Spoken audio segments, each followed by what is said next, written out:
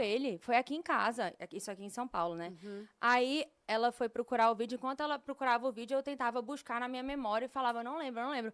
Quando ela me mostra o vídeo, aí eu caí em choro, porque realmente aquele momento tinha sido apagado da minha cabeça. Meu Deus. E pra mim não lembrar, a primeira vez que eu vi meu namorado, que foi uma das minhas maiores preocupações quando eu saí, né? Porque, pô, eu era muito apaixonada por ele, eu já tava namorando, só que a gente tava escondendo tudo, né? Por medo do que poderia acontecer com ele.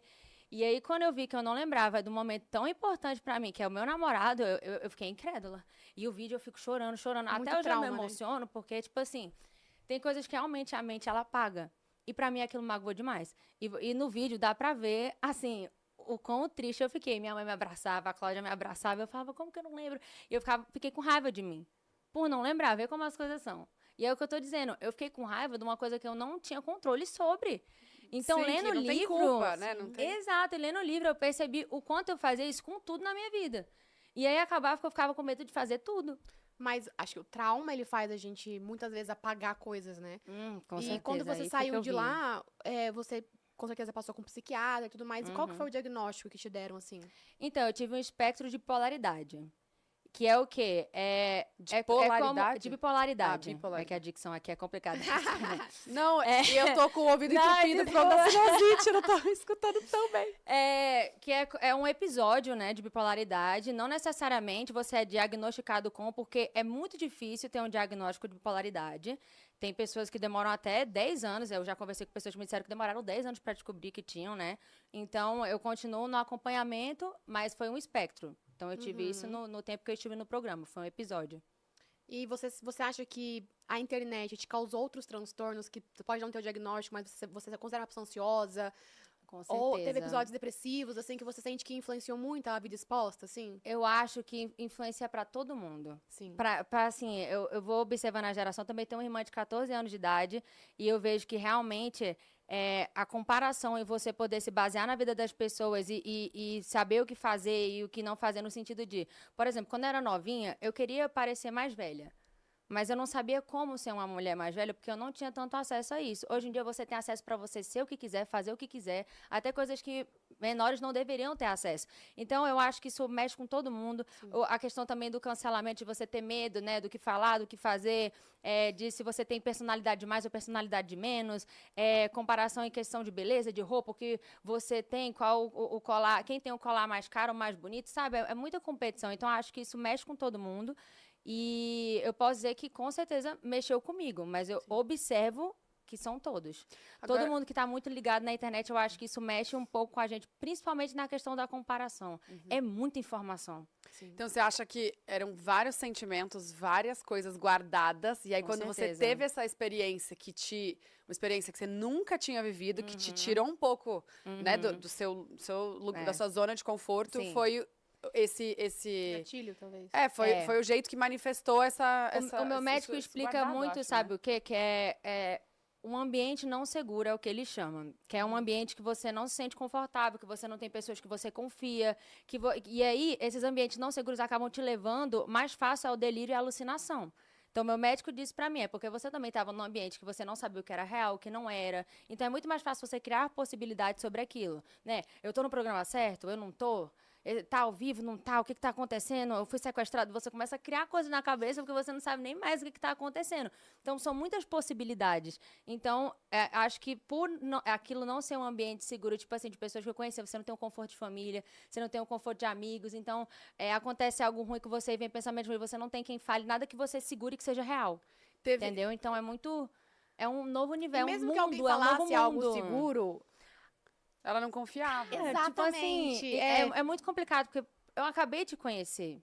sim. E a pessoa, ela estando em delírio ou em surto, ela escuta vozes, ela vê coisas que não estão lá. Então, é Sim. muito difícil você entender em qual momento você está delirando e qual você não está. Você chegou a falar com a psicóloga lá dentro? Falei. Eu só não posso falar muito sobre. Não, eu sei. Porque eu falei também quando eu tava lá dentro, né? Falei. E mas mesmo eu acho ouvindo que eu ela, não tava adiantou num nada. nível...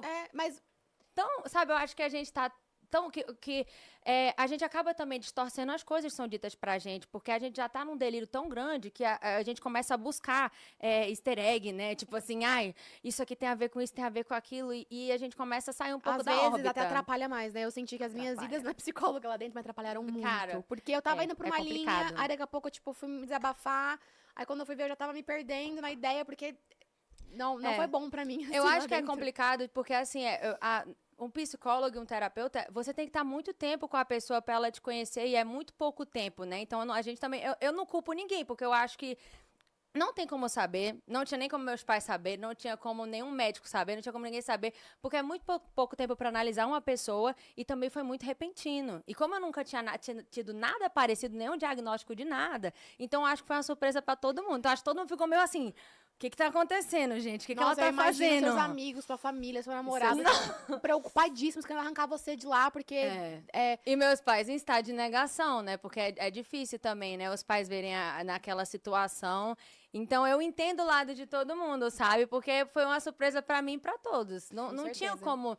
Então, por isso que eu não culpo ninguém, não busco culpados. Eu acho que ninguém tem culpa de nada, também nem eu. Porque eu fiquei doente, eu não tenho que ter culpa de ter adoecido. Claro a gente não escolhe, eu não falei, eu quero adoecer e quero... O importante é resolver, né? Se curar, lógico. Entendeu? Então, Mas isso. lá dentro, teve algum episódio em específico que você hoje reconhece que foi o gatilho pra tudo isso? Você consegue lembrar de tudo assim? Tiveram tantos gatilhos... Deixa eu pensar qual pode ter sido mais. E você fala só se for confortável também, não precisa... Tá tudo bem. Tá tudo no livro, então assim... Tudo que eu falar aqui, eu desenvolvi mais no livro. Então, tem coisas, por exemplo, que eu posso não lembrar agora, mas que o livro ele desenvolve muito bem, que ele fala realmente tudo. E também tem exercícios para quem quer depois fazer uns exercícios legais. Mas eu acho que, para mim, a questão da confiança.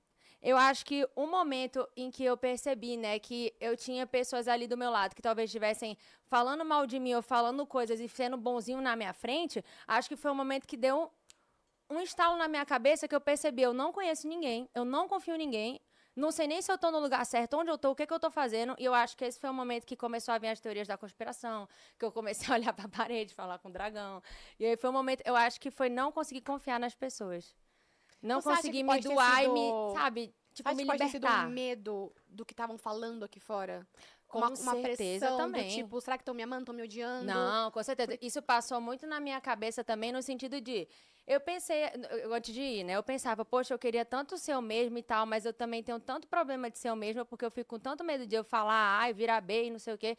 E eu falava, não, eu vou conseguir ser eu mesma. Só que quando eu cheguei lá...